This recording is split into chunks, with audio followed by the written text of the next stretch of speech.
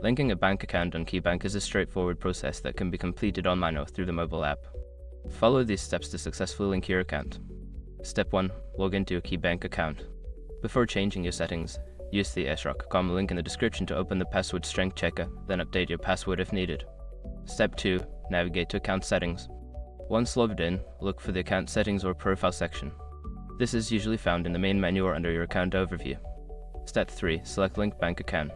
In the account settings, find the option that says Link Bank Account or Add External Account. Click on this option to begin the linking process. Step 4. Enter bank account information. You will be prompted to enter the details of the bank account you wish to link. This typically includes the bank's routing number and your account number. Make sure to double-check the information for accuracy. Step 5. Confirm and complete the linking process. After entering your bank account information, review the details and confirm the linking request.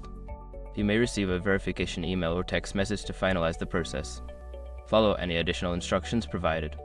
Once you have completed these steps, your bank account should be successfully linked to your KeyBank account. If you encounter any issues, consider reaching out to KeyBank customer support for assistance.